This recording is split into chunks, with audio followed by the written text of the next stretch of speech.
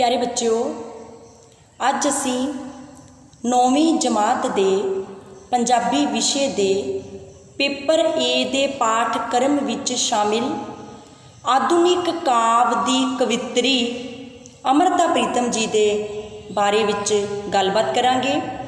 अमृता प्रीतम जी दियां कवितावां बारे गलबात करांगे। अमृता प्रीतम जी नूं कविता लिखण दी चेटक अपने पिता जी तो लगी। बहुत सारे काव्य संग्रह आप जी ने लिखे। आप जी का पहला काव्य संग्रह है अमृत लहरां। आप जी की कविता अज आखा वारिस शाह नूं बहुत प्रसिद्ध हुई। बहुत सारे काव्य संग्रह आप जी ने लिखे। आप जी का नागमणी नां दा रिसाला भी छपिया। इस तो इलावा सफ़रनामे, कहानियाँ, नावल दे खेत्र विच भी आपने बहुत सारा योगदान पाया अते पंजाबी साहित्य दे भंडार नूं अमीर किया। अमृता प्रीतम जी दियां साडे 9वीं जमात के पाठक्रम विच 2 कवितावां हन। पहली का नाम है तरिंजन अते दूसरी कविता का नाम है अहदनामा। सब तो पहला आप पहली कविता के बारे में गलबात करांगे जिसका नाम है तरिंजन। तरिंजन की हुंदा है? सौण के महीने विच जदों नव विआहियां कुड़ियां अपने पेके घर सौण कट्टन आउंदियां हन तां पिंड दे विच किसी खुली थां ते ਉਹ चरखा कतदियां हन, पींघां झूटदियां हन, नचदियां टपदियां गाउंदियां हन, खीर पूड़े खांदियां हन। इस तरह इस कविता दे विच कवित्री ने रल मिल के पींघां झूटदियां, चरखा कतदियां, नचदियां टपदियां, सोहने सोहने सूट पा के आउंदियां मुटियारां दा जिक्र किया है ते नाल ही ये समझाया है कि जिमें ये तरिंजन ये कुड़ियां दा बेड़ी दा पूर सदीवी नहीं है,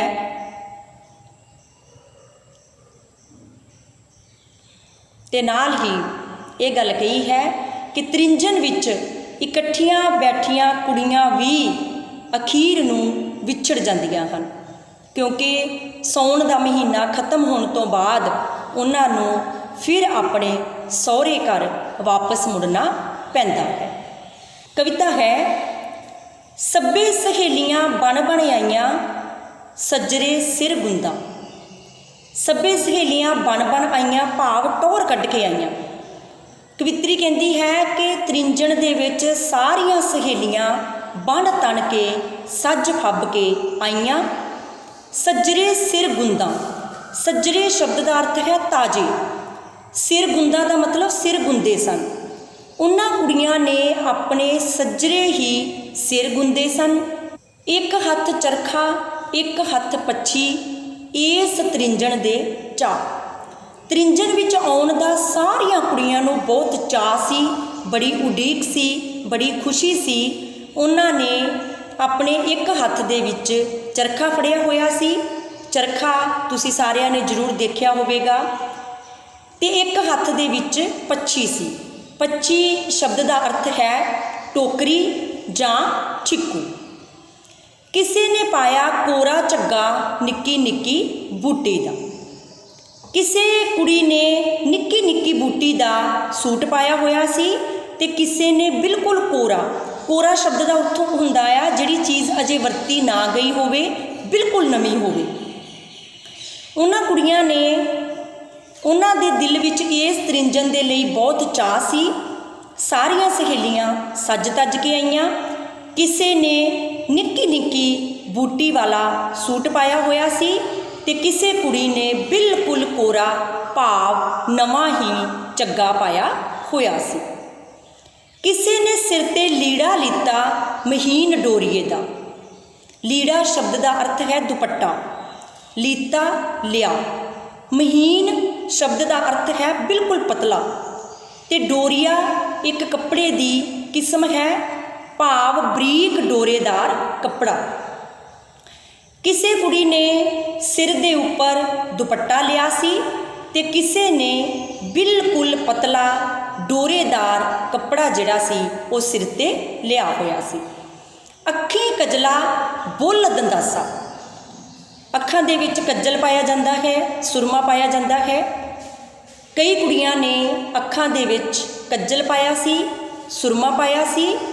ਬੁੱਲ ਦੰਦਾਸਾ, ਦੰਦਾਸਾ ਸ਼ਬਦ ਦਾ ਅਰਥ ਹੈ ਦੰਦਾਂ ਨੂੰ ਸਾਫ਼ ਕਰਨ ਵਾਸਤੇ ਜਾਂ ਬੁੱਲ ਰੰਗਣ ਲਈ ਵਰਤਿਆ ਹੋਇਆ ਅਖਰੋਟ ਦੇ ਦਰਖਤ ਦੀ ਛਿੱਲੜ ਭਾਵ ਦਾਤਣ, ਉਸ ਨੂੰ ਦੰਦਾਸਾ ਕਿਹਾ ਜਾਂਦਾ ਹੈ। ਕਈ ਕੁੜੀਆਂ ਨੇ ਅੱਖਾਂ ਦੇ ਵਿੱਚ ਸੁਰਮਾ ਪਾਇਆ ਸੀ, ਕੱਜਲ ਪਾਇਆ ਸੀ ਅਤੇ ਕਈਆਂ ਨੇ ਬੁੱਲਾਂ 'ਤੇ ਦੰਦਾਸਾ ਭਾਵ ਰੰਗਲੀ ਦਾਤਣ ਕੀਤੀ ਹੋਈ ਸੀ। ਹੱਥੀਂ ਮਹਿੰਦੀ ਲਾ ਤੇ ਹੱਥਾਂ ਦੇ ਉੱਪਰ ਮਹਿੰਦੀ ਲਾਈ ਹੋਈ ਸੀ। ਕੁੜੀਆਂ ਨੇ ਆਪਣੇ ਹੱਥਾਂ ਦੇ ਉੱਪਰ ਮਹਿੰਦੀ ਲਾਈ ਹੋਈ ਸੀ, ਮਹਿੰਦੀ ਦੇ ਨਾਲ ਆਪਣੇ ਹੱਥਾਂ ਨੂੰ ਸਜਾਇਆ ਹੋਇਆ ਸੀ। ਬਣ ਬਣ ਪਈਆਂ ਪੈਣ ਅਤੇ ਬਣ ਬਣ ਕੇ ਪੈ ਰਹੀਆਂ ਸਨ। ਬਲੌਰੀ ਗਜਰੇ ਹੱਥ ਚੜਾ, ਬਲੌਰੀ ਸ਼ਬਦ ਦਾ ਅਰਥ ਹੈ ਕੱਚ ਦੇ। ਉਹਨਾਂ ਕੁੜੀਆਂ ਨੇ ਆਪਣੇ ਹੱਥਾਂ ਦੇ ਵਿੱਚ, ਆਪਣੀਆਂ ਬਾਹਾਂ ਦੇ ਵਿੱਚ ਕੱਚ ਦੇ ਗਜਰੇ ਪਾਏ ਹੋਏ ਸਨ। ਚਿੱਟੇ ਪੱਟ ਦਾ ਮੋਤੀਆ, ਪੱਟ ਸ਼ਬਦ ਦਾ ਅਰਥ ਹੈ ਰੇਸ਼ਮ। ਕਈ ਕੁੜੀਆਂ ਨੇ ਆਪਣੇ ਸਿਰ ਦੇ ਉੱਪਰ ਚਿੱਟੇ ਰੇਸ਼ਮ ਦਾ ਦੁਪੱਟਾ ਲਿਆ ਹੋਇਆ ਸੀ। ਤੇ ਸਾਵੀਆਂ ਡੰਡੀਆਂ ਪਾ, ਡੰਡੀਆਂ ਸ਼ਬਦ ਦਾ ਅਰਥ ਹੈ ਕੰਨਾਂ ਦੇ ਵਿੱਚ ਪਾਉਣ ਵਾਲਾ ਗਹਿਣਾ। ਤੇ ਕਈ ਕੁੜੀਆਂ ਨੇ ਆਪਣੇ ਕੰਨਾਂ ਦੇ ਵਿੱਚ ਡੰਡੀਆਂ ਪਾਈਆਂ ਹੋਈਆਂ ਸਨ। ਕਿਸੇ ਨੇ ਸਿਰ ਤੇ ਪੱਲਾ ਕੀਤਾ ਸੂਹੀ ਫੁਲਕਾਰੀ ਦਾ, ਸੂਹੀ ਭਾਵ ਲਾਲ, ਫੁਲਕਾਰੀ ਲਾਲ ਰੰਗ ਦੇ ਖੱਦਰ ਦਾ ਕੱਪੜਾ, ਜਿਸ ਤੇ ਪਿਛਲੇ ਪਾਸਿਓਂ ਰੇਸ਼ਮ ਨਾਲ ਫੁੱਲ ਆਦਿ ਕੱਢੇ ਜਾਂਦੇ ਹਨ, ਉਸ ਨੂੰ ਫੁਲਕਾਰੀ ਕਹਿੰਦੇ ਹਨ। ਕਈ ਕੁੜੀਆਂ ਨੇ ਲਾਲ ਰੰਗ ਦੀ ਫੁਲਕਾਰੀ ਲਈ ਹੋਈ ਸੀ। ਸਹੇਲੀਆਂ ਦੀ ਸਰਦਾਰ ਹੀਰ ਕੋਈ ਡੰਡੀ ਝੁਮਕੀ ਪਾ, ਉਹਨਾਂ ਕੁੜੀਆਂ ਦੇ ਵਿੱਚ ਕਈ ਕੁੜੀਆਂ ਹੀਰ ਦੀ ਤਰ੍ਹਾਂ ਸਰਦਾਰੀ ਕਰ ਰਹੀਆਂ ਸਨ, ਭਾਵ ਹੀਰ ਦੀ ਤਰ੍ਹਾਂ ਸਾਰੀਆਂ ਕੁੜੀਆਂ ਦੇ ਉੱਪਰ ਸਰਦਾਰ ਬਣੀ ਕੁੜੀ ਵੀ ਸੀ, ਜਿਸ ਨੇ ਡੰਡੀ ਝੁਮਕੀ ਪਾ, ਡੰਡੀ ਕੰਨ ਦੇ ਵਿੱਚ ਪਾਉਣ ਵਾਲਾ ਗਹਿਣਾ ਤੇ ਝੁਮਕੀ ਕੰਨ ਦੇ ਵਿੱਚ ਪਾਉਣ ਵਾਲਾ ਗਹਿਣਾ ਜਿਹੜਾ ਹੇਠਾਂ ਨੂੰ ਲਮਕਿਆ ਹੁੰਦਾ ਆ। ਤੇ ਕਈ ਕੁੜੀਆਂ ਨੇ ਕੰਨਾਂ ਦੇ ਵਿੱਚ ਡੰਡੀਆਂ ਝੁਮਕੀਆਂ ਪਾਈਆਂ ਹੋਈਆਂ ਸਨ। ਇੱਧਰ ਸਖੀਆਂ ਉੱਧਰ ਸਖੀਆਂ ਬੈਠੀ ਪੀੜਾ ਡਾ, ਜਿਹੜੀ ਹੀਰ ਦੇ ਰੂਪ ਵਿੱਚ ਕੁੜੀਆਂ ਦੀ ਸਰਦਾਰ ਬਣ ਕੇ ਬੈਠੀ ਸੀ, ਉਸਨੇ ਕੰਨਾਂ ਦੇ ਵਿੱਚ ਡੰਡੀਆਂ ਪਾਈਆਂ ਹੋਈਆਂ ਸਨ ਤੇ ਉਹਦੇ ਇੱਧਰ ਵੀ ਸਖੀਆਂ ਬੈਠੀਆਂ ਸਨ, ਭਾਵ ਸਹੇਲੀਆਂ, ਤੇ ਉੱਧਰ ਵੀ ਸਹੇਲੀਆਂ ਬੈਠੀਆਂ ਸਨ ਤੇ ਉਹ ਆਪਣੀਆਂ ਸਹੇਲੀਆਂ ਦੇ ਵਿੱਚ ਪੀੜਾ ਡਾ ਕੇ ਸਰਦਾਰ ਬਣ ਕੇ ਬੈਠੀ ਸੀ। ਕਿਸੇ ਨੇ ਆਂਦੀ ਪੱਛੀ ਭਰ ਕੇ ਚੌਲ ਤੇ ਕਣਕ ਭੁਨਾ, ਤ੍ਰਿੰਝਣ ਦੇ ਵਿੱਚ ਆਈਆਂ ਹੋਈਆਂ ਕੁੜੀਆਂ ਦੇ ਵਿੱਚੋਂ ਕਿਸੇ ਕੁੜੀ ਨੇ ਪੱਛੀ ਭਾਵ ਛਿੱਕੂ ਜਾਂ ਟੋਕਰੀ ਚੌਲ ਅਤੇ ਕਣਕ ਦੀ ਭਰ ਕੇ ਲਿਆਂਦੀ ਹੋਈ ਸੀ। ਕਿਸ ਵਾਸਤੇ? ਭੁਨਾਉਣ ਵਾਸਤੇ। ਕਿਸੇ ਕੁੜੀ ਨੇ ਕਣਕ ਤੇ ਚੌਲ ਭੁਨਾਉਣ ਦੇ ਲਈ ਉਸ ਦੀ ਟੋਕਰੀ ਭਰ ਕੇ ਲਿਆਂਦੀ ਸੀ।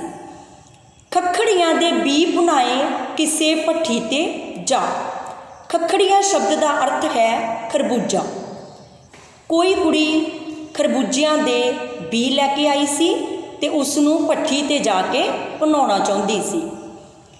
ਕੋਈ ਲਿਆਈ ਘੁੰਗਣੀਆਂ, ਕੋਈ ਖਿੱਲਾਂ ਝੋਲੀ ਪਾ, ਘੁੰਗਣੀਆਂ ਸ਼ਬਦ ਦਾ ਅਰਥ ਹੈ ਬੱਕਲੀਆਂ, ਭਾਵ ਮੱਕੀ ਜਾਂ ਕਣਕ ਆਦਿ ਦੇ ਉਬਲੇ ਹੋਏ ਦਾਣੇ। ਕੋਈ ਕੁੜੀ ਘੁੰਗਣੀਆਂ ਲੈ ਕੇ ਆਈ। ਖਿੱਲਾਂ, ਕੋਈ ਝੋਲੀ ਦੇ ਵਿੱਚ ਖਿੱਲਾਂ ਲੈ ਕੇ ਆਈ। ਕੋਈ ਲਿਆਈ ਖੀਲਾਂ ਛੋਲੇ, ਸੱਤੂ ਕੋਈ ਬਣਵਾ। ਸੱਤੂ ਸ਼ਬਦ ਦਾ ਅਰਥ ਹੈ ਭੁੰਨੇ ਹੋਏ ਜੌਆਂ ਨੂੰ ਪੀਸ ਕੇ ਬਣਾਇਆ ਹੋਇਆ ਆਟਾ। ਕੋਈ ਬੱਕਲੀਆਂ ਲੈ ਕੇ ਆਈ ਅਤੇ ਕੋਈ ਮੱਕੀ ਦੀਆਂ ਖਿੱਲਾਂ ਝੋਲੀ ਪਾ ਲਿਆਈ। ਕੋਈ ਛੋਲਿਆਂ ਦੀਆਂ ਖਿੱਲਾਂ ਲੈ ਆਈ ਅਤੇ ਕੋਈ ਜੌਆਂ ਦਾ ਸੱਤੂ ਬਣਵਾ ਕੇ ਲਿਆਈ। ਇਸ ਤੋਂ ਅਗਲੀਆਂ ਸਤਰਾਂ ਦੇ ਵਿੱਚ ਕਵਿੱਤਰੀ ਨੇ ਜ਼ਿੰਦਗੀ ਦੀ ਅਟਲ ਸੱਚਾਈ ਨੂੰ ਬਿਆਨ ਕੀਤਾ ਹੈ।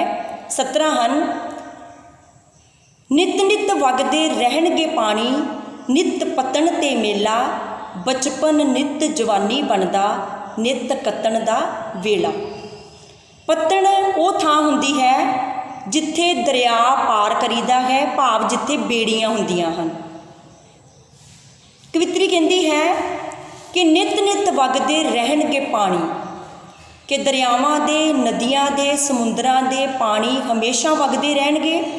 ਨਿਤ ਪੱਤਣ ਤੇ ਮੇਲਾ, ਤੇ ਹਮੇਸ਼ਾ ਦਰਿਆ ਨੂੰ ਪਾਰ ਕਰਨ ਵਾਲੇ ਲੋਕਾਂ ਦਾ ਪੱਤਣ ਤੇ ਮੇਲਾ, ਭੀੜ ਹਮੇਸ਼ਾ ਲੱਗੀ ਰਹੇਗੀ।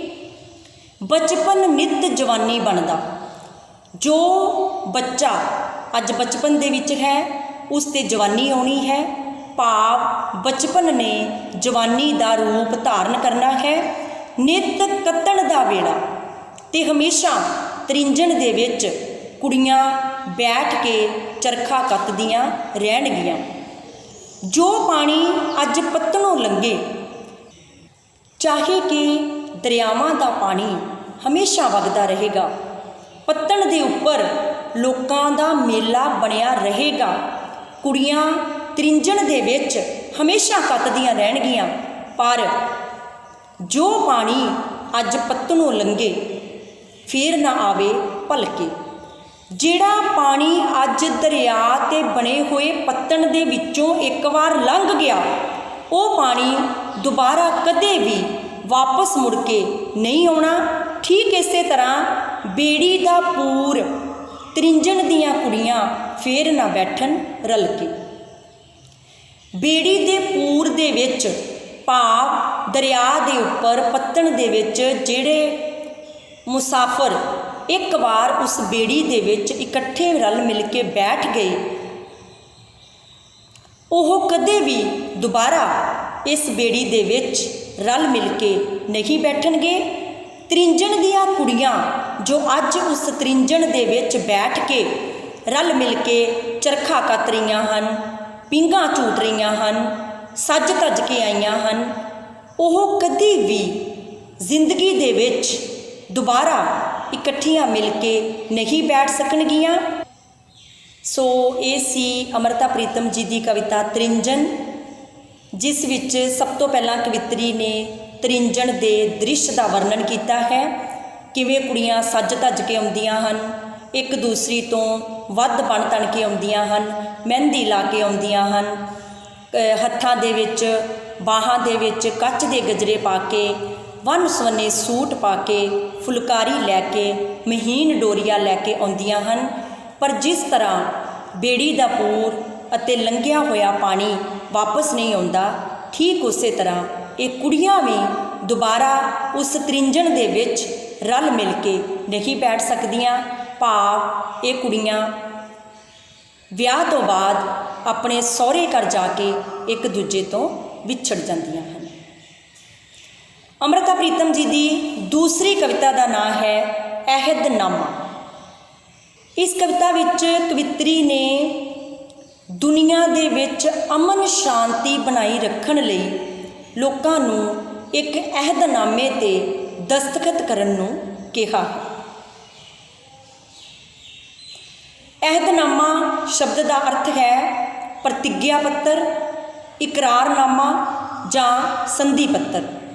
ਜਦੋਂ ਅਸੀਂ ਕਿਸੇ ਦੇ ਨਾਲ ਕੋਈ ਸਹਿਮਤੀ ਕਰਦੇ ਹਾਂ ਜਾਂ ਸਾਡੀ ਕੋਈ ਸੰਧੀ ਹੋ ਜਾਂਦੀ ਹੈ, ਕਿਸੇ ਵਿਚਾਰ ਚਰਚਾ 'ਤੇ ਸਾਡੇ ਵਿਚਾਰ ਇੱਕੋ ਜਿਹੇ ਹੋ ਜਾਂਦੇ ਹਨ, ਤਾਂ ਆਪਾਂ ਦਸਤਖਤ ਕਰਦੇ ਹਾਂ ਇੱਕ ਅਹਿਦਨਾਮੇ 'ਤੇ, ਇਕਰਾਰਨਾਮੇ 'ਤੇ, ਸੰਧੀ ਪੱਤਰ 'ਤੇ, ਪ੍ਰਤਿੱਗਿਆ ਪੱਤਰ 'ਤੇ। ਸੋ ਕਵਿੱਤਰੀ ਨੇ ਕਿਹਾ ਹੈ ਕਿ ਆਓ ਰਲ ਮਿਲ ਕੇ ਸਾਰੇ ਜਾਣੇ ਆਪਾਂ ਦੇਸ਼ ਦੇ ਵਿੱਚ ਅਮਨ ਸ਼ਾਂਤੀ ਨੂੰ ਬਣਾਈ ਰੱਖਣ ਦੇ ਲਈ ਇੱਕ ਅਹਿਦਨਾਮੇ 'ਤੇ ਦਸਤਖਤ ਕਰੀਏ ਤੇ ਆਪੋ ਆਪਣੀ ਜ਼ਿੰਮੇਵਾਰੀ ਨੂੰ ਸਮਝੀਏ। ਅਮਨ ਦਾ ਇਹ ਅਹਿਦਨਾਮਾ ਆਓ ਦੁਨੀਆ ਵਾਲਿਓ ਦਸਤਖਤ ਕਰੋ। ਕਵਿੱਤਰੀ ਕਹਿੰਦੀ ਹੈ ਕਿ ਜੋ ਇਕਰਾਰਨਾਮਾ, ਜੋ ਪ੍ਰਤਿੱਗਿਆ ਪੱਤਰ, ਜੋ ਸੰਧੀ ਪੱਤਰ ਮੈਂ ਤੁਹਾਡੇ ਅੱਗੇ ਰੱਖ ਰਹੀ ਹਾਂ, ਇਹ ਅਮਨ ਦਾ ਹੈ, ਸ਼ਾਂਤੀ ਦਾ ਹੈ। ਇਸ ਕਰਕੇ ਉਹ ਦੁਨੀਆ ਨੂੰ ਅਪੀਲ ਕਰ ਰਹੀ ਹੈ ਕਿ ਆਓ ਦੁਨੀਆ ਦੇ ਲੋਕੋ ਇਸ ਅਮਨ ਦੇ ਅਹਿਦਨਾਮੇ ਦੇ ਉੱਪਰ ਆਪਣੇ ਦਸਤਖਤ ਕਰੋ, ਆਪਣੇ ਹਸਤਾਖਰ ਕਰੋ। ਕਾਗਜ਼ ਹੈ ਇਹ ਤਕਦੀਰ ਦਾ। ਤਕਦੀਰ ਸ਼ਬਦ ਦਾ ਅਰਥ ਹੈ ਕਿਸਮਤ। ਕਵਿੱਤਰੀ ਕਹਿੰਦੀ ਹੈ ਕਿ ਜਿਹੜਾ ਕਾਗਜ਼ ਮੈਂ ਤੁਹਾਡੇ ਅੱਗੇ ਰੱਖ ਰਹੀ ਹਾਂ ਇਹ ਕਿਸਮਤ ਦਾ ਹੈ, ਤੇ ਕਲਮ ਹੈ ਤਦਬੀਰ ਦੀ। ਤਦਬੀਰ ਸ਼ਬਦ ਦਾ ਅਰਥ ਹੈ ਸੁਝਾਅ ਜਾਂ ਉਪਾਅ। ਇਹ ਕਾਗਜ਼ ਤਕਦੀਰ ਦਾ ਹੈ, ਕਿਸਮਤ ਦਾ ਹੈ, ਤੇ ਜਿਹੜੀ ਇਸ ਉੱਪਰ ਕਲਮ ਦੇ ਨਾਲ ਲਿਖਿਆ ਜਾਣਾ ਹੈ ਉਹ ਕਲਮ ਸੁਝਾਵਾਂ ਦੀ, ਉਪਾਵਾਂ ਦੀ ਤੇ ਨਵੇਂ-ਨਵੇਂ ਢੰਗ ਤਰੀਕਿਆਂ ਦੀ ਹੈ। ਅੱਜ ਕਲਮ ਦੇ ਵਿੱਚ ਅਮਨ ਦੀ ਸਿਆਹੀ ਭਰੋ, ਦਸਤਖਤ ਕਰੋ।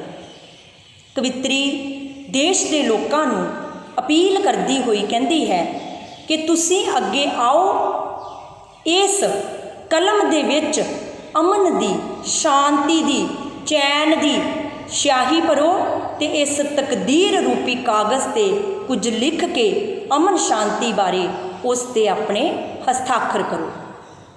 ਨਫ਼ਰਤ ਦੀ ਕਾਲੀ ਰਾਤ ਹੈ, ਨਫ਼ਰਤ ਦੀ ਕਾਲੀ ਬਾਤ ਹੈ। ਅੱਜ ਕੱਲ੍ਹ ਇਸ ਦੁਨੀਆ ਦੇ ਵਿੱਚ, ਆਲੇ ਦੁਆਲੇ ਦੇ ਵਿੱਚ, ਸਮਾਜ ਦੇ ਵਿੱਚ ਚਾਰੇ ਪਾਸੇ ਨਫ਼ਰਤ ਦਾ ਬੋਲਬਾਲਾ ਹੈ। ਨਫ਼ਰਤ ਸ਼ਬਦ ਦਾ ਅਰਥ ਹੈ ਈਰਖਾ। ਕਵਿੱਤਰੀ ਕਹਿੰਦੀ ਹੈ ਨਫ਼ਰਤ ਦੀ ਕਾਲੀ ਰਾਤ ਹੈ। ਅੱਜ ਕੱਲ੍ਹ ਈਰਖਾ ਦੀ ਹੀ ਕਾਲੀ ਰਾਤ ਹੈ, ਨਫ਼ਰਤ ਦੀ ਕਾਲੀ ਬਾਤ ਹੈ, ਤੇ ਚਾਰੇ ਪਾਸੇ ਕਾਲੀ ਬਾਤ ਈਰਖਾ ਦੀ ਹੀ ਚੱਲ ਰਹੀ ਹੈ।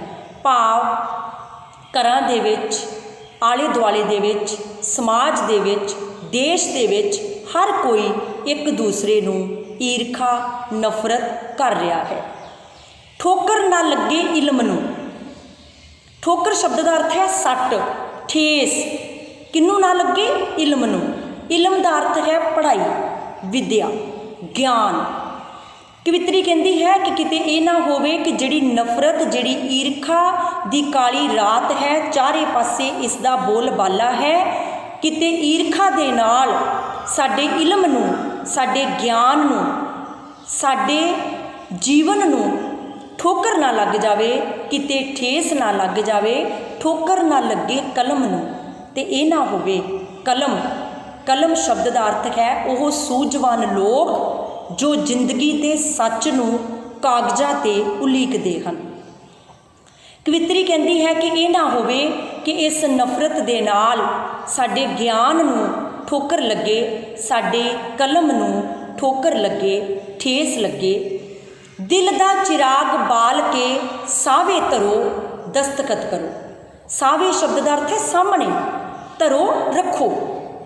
ਕਵਿੱਤਰੀ ਕਹਿੰਦੀ ਹੈ ਕਿ ਤੁਸੀਂ ਕੀ ਕਰਨਾ ਹੈ, ਤੁਸੀਂ ਆਪਣੇ ਦਿਲ ਦੇ ਚਿਰਾਗ ਨੂੰ ਬਾਲ ਕੇ। ਚਿਰਾਗ ਸ਼ਬਦ ਦਾ ਅਰਥ ਹੈ ਦੀਵਾ। ਜਿਸ ਤਰ੍ਹਾਂ ਦੀਵਾ ਬਲਦਾ ਹੋਵੇ ਤੇ ਹਨੇਰਾ ਦੂਰ ਹੁੰਦਾ ਹੈ, ਰੋਸ਼ਨੀ ਆਉਂਦੀ ਹੈ। ਕਵਿੱਤਰੀ ਕਹਿੰਦੀ ਹੈ ਕਿ ਇਸ ਤਰ੍ਹਾਂ ਤੁਸੀਂ ਵੀ ਸਾਰੇ ਅੱਗੇ ਆਓ, ਆਪਣੇ ਦਿਲ ਦੇ ਚਿਰਾਗ ਨੂੰ ਬਾਲ ਕੇ ਆਪਣੇ ਸਾਹਮਣੇ ਰੱਖੋ ਤੇ ਇਸ ਅਹਿਦਨਾਮੇ ਦੇ ਉੱਪਰ ਆਪਣੇ ਹਸਤਾਖਰ ਕਰੋ ਅਤੇ ਜ਼ਿੰਮੇਵਾਰ ਬਣੋ। ਆਵੋ ਕਿ ਜਿੰਦਾਂ ਮਹਿੰਗੀਆਂ, ਆਵੋ ਕਿ ਮੌਤਾਂ ਸਸਤੀਆਂ।